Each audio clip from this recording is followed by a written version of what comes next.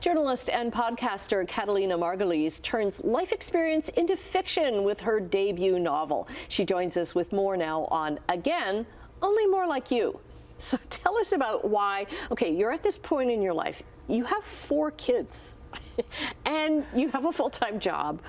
Oh, I'm going to write a novel. Like, where do you get the time for that? Oh, well, I write in the cracks of time. I write while I'm folding laundry, making beds, making dinner, driving the kids to different extracurricular activities. So I write while I'm living my life, and also I get so much inspiration from the people I meet day to day and the stories they're sharing about their crazy lives. So I feel like there is so much inspiration in the world. I have a hard time being present and in the moment. But yeah, I just write while I'm living my life and meeting people and talking to people, and it inspires me to write books like this one. Okay, so how do you write when you're folding laundry? Are you recording things? And I'm always fascinated on how the process of writing. I mean, I'm always composing in my head. Okay. And then I do a lot of tapping out onto my iPhone. So a lot of the stuff is, even when I'm jogging, I'll dictate into my phone. Most of it's going into my iPhone, and then what I'm doing at my desk is really processing, consolidating, putting the pieces together, revising. So I never really sit at my desk and look at a blank page. I usually have a ton of notes to work with. Okay.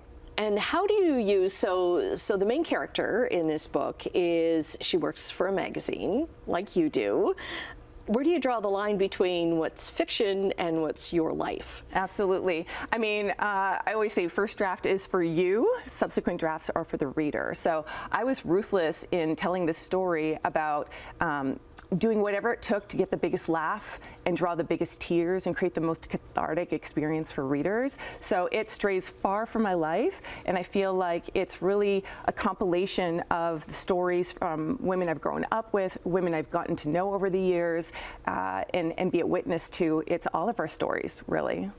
And it's written specifically for women at a certain point, like a turning point in their life. Yeah, absolutely. So if you're in any sort of transition, any sort of midlife checkpoint, this book is going to resonate with you. But yes, it's about best friends Carmen and Allie, who are starting over just as they're turning 40, and their lives have taken them in completely different directions.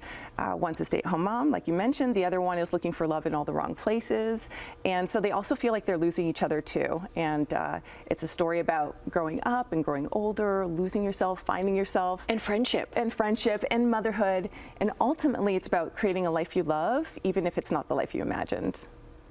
How hard was it to pitch this as a novel? Like you're used to, handing in magazine articles. Yeah. I mean, the journey to being a published author is a long one. But I just knew, there's I think it's Toni Morrison who said, if there's a book that you want to read and it hasn't been written, you're the one to write it. And I remember being at a checkpoint myself in my life and looking around going, where am I? Where am I on Netflix, on the bookshelves? I couldn't see myself reflected, and I felt like I had to write this story for women like me who were experiencing this and wanted to see themselves.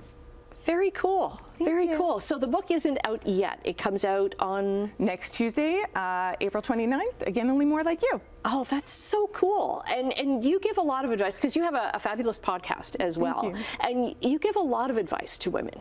Yeah, I love encouraging, and I hope that this book will encourage anybody who is going through that midlife check-in and is feeling stuck in a relationship that doesn't serve them, or is in a job they don't love anymore. I really hope that this gives you the encouragement and the permission to go after what you really want. And your best is yet to come. You just got to have faith and take that first step, and wonderful things will happen. Did you find that the whole writing process was a bit of a therapeutic thing for you? Absolutely, yeah, therapeutic. Cathartic? Yes, sometimes I didn't know if the book was writing me or if I was writing the book.